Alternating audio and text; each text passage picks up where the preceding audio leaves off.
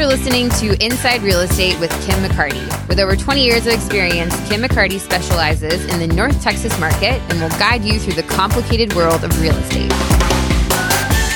All right, here with Kim McCarty, we're going to talk about first-time home buyers now. We are. I actually want to talk about first-time home buyers because I'm starting to see more first-time home buyers in our market. As our prices start to come down, you're going to see that they are able to get back out into the marketplace. The other thing that we're seeing, because there are not multiple offers, as many multiple offers coming in, that gives first-time home buyers an opportunity to kick out into the marketplace. So I wanted to talk about first-time home buyers. I want to talk about the process and the importance of having an agent as a first-time home buyer that really is experienced and knows the area that you're interested in. All right. First-time home buyers, there's a reason they're first-time home buyers.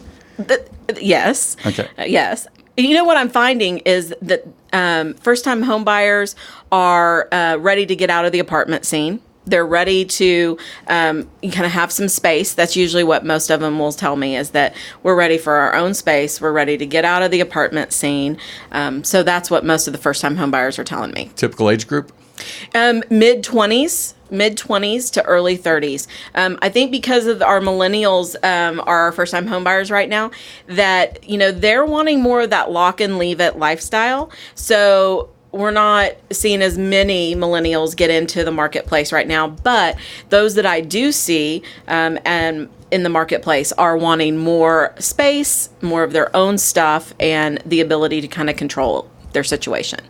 So. And that's something that you really have to relate to. You have to relate to all sorts of types of buyers. You do. That are looking for different things. You do. The most important part of an agent's job, in my opinion, with the first-time home buyer, and actually with any buyer, is to put them in the best location that their money will buy that day. So, my job is to put you into a resale situation that in 5 to 10 years, when you're ready to sell that home, we're in an area that is a good resale, that's going to have an opportunity for you to make the most money back on your investment and to get you out and on to the next stage of your life. So a lot of times they'll come to me and say, we don't care what school district that you're in. We don't care. I do. And I always say to them, I care. And the reason that we care is because you want to sell this house eventually. You're not going to stay here forever. And if you do stay here forever and you decide to start a family, you're going to want the schools to be good. So we look at, with new homes and especially with first-time home buyers, I'm asking for a 7 to 10 year plan.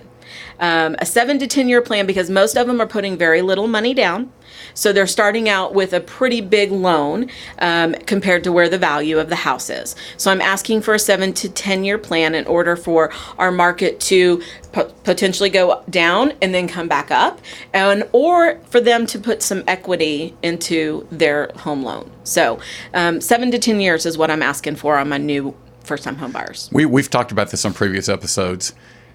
When you ask your clients questions, especially the first-time home buyers, right?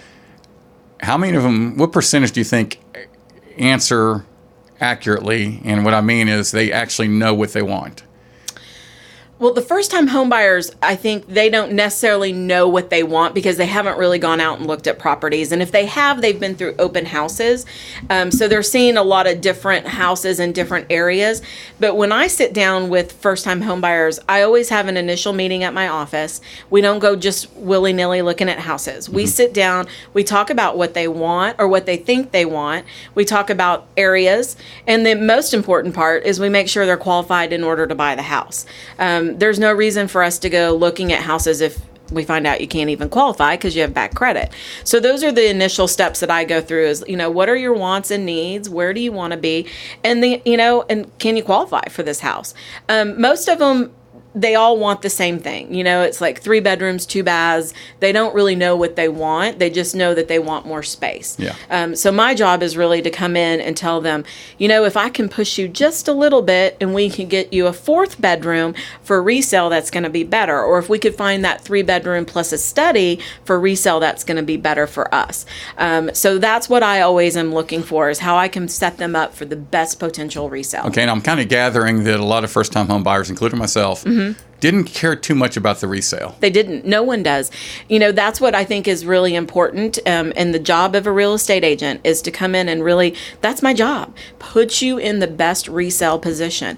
I had a friend years ago who he wanted to live in an area that he couldn't afford.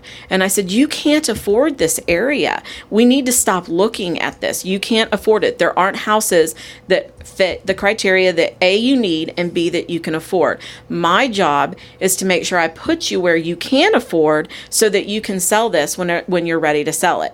And we did that. And now, lo and behold, he never wants to move from this area. He loves it. Mm-hmm. So, that's really my most important job and the thing that I take the most serious. See, and I know when I bought the house, first time home buyer. Yeah. If you were my realtor and you asked me for a 7 to 10 year plan, I would tell you, I'm never selling this house. I'm going to die in this house. I'm going to die in this house. I don't want to move. No one likes to move. Mm-hmm. Moving isn't fun. It's stressful. It's not fun. The last first-time home buyer that I had, she told me she wanted a 30-year house. That was her thing. She wanted a 30-year house. And I told her, I said, you know what? I really don't think you'll last 30 years in this house. But we will go with that assumption that you will. They didn't have kids yet. They wanted kids.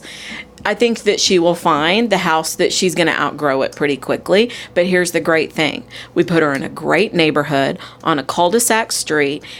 She's going to be able to sell that house in 5 to 10 years when she's ready without an issue and be able to upgrade into a bigger home. So the realtor thinks rationally. Yes. Common sense. Yes. Has been there, done that. Right. I can tell you another mistake I made as far as I'm concerned. Okay. And I think a lot of people make this mistake is I was house poor for the first 7 years. Right. Where, I could qualify for the mortgage and I could make that payment, but couldn't do anything else. Yeah. And every month I'm like, how am I going to make this payment? Right. Well, and that's another conversation I have with them is, I kind of relay it to, you could drive any car on the car lot, but can you afford the payment, mm-hmm. right? And so I always say to them, where are you wanting your payment to be? And let's try to just look at houses that are going to fit into that payment. I don't want you to be house poor. I want you to be able to go out to dinner and go out and have fun with friends and do those things. And especially when you start adding kids and you've got daycare bills and you've got other things, I don't want you to be house poor and not be able to afford the house. So those are conversations that we definitely have as well. Well, and not only that, adding the additional utilities cost and mm-hmm. the water and the and the taxes. The taxes, and now I might be driving an extra 20 miles a day to work. To work, right? Yeah, I mean, conversations, all of that are conversations. And, when we start looking at houses, I will ask them, how does this feel about the commute to work? How are you thinking this is going to work? I know jobs change, and so that's the other conversation that we have. Do you see yourself staying in this position for a long term? Is this something that you are going to do for a long time? Are you going to be in Dallas the entire time? Or are you going to end up moving north and end up being in Allen at some point? So we have those conversations. The other thing that is important for them to consider, and they probably don't think about it, but I think about it often, not only is the location, but what does it back up to? Is it back up to a major road? Does it back up to a water tower? What are those things that when you come to sell that house in 5 to 10 years, we're going to have to overcome that objection? So if it's an objection now, and it's sitting on the market, it's going to be an objection later. So I'm bringing those things to the table as well. Okay, and you've touched on a lot of these, but just to summarize, what are like the top 3 mistakes that you can see first-time homebuyers for first-time homebuyers?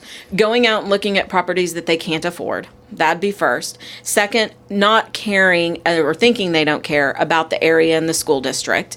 And then the last thing would most definitely being, other than location, the things that are going to hinder them from being able to sell it in the future.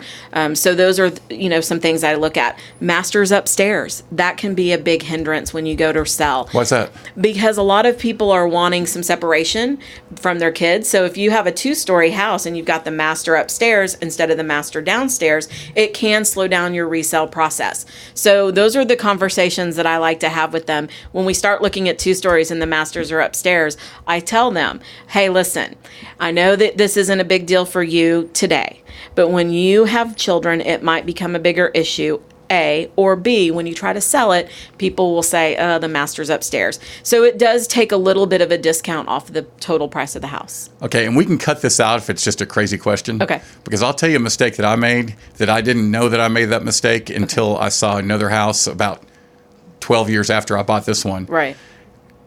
The additional laundry room. Oh, like an additional? Like a house that has 2 laundry rooms. Have you? That would be fabulous. That's still not common, huh? No. Okay, because No. I've seen those now.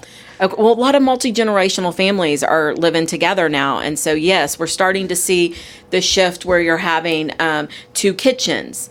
So two kitchens? 2 kitchens. Actually, Lennar is building a next-gen product where they have a separate entrance that has its own living space with a kitchen, laundry room, bedroom, and living area. And then it attaches to the big part of the house where the other part of the family lives. So it's becoming a big trend. They call it next gen. Okay.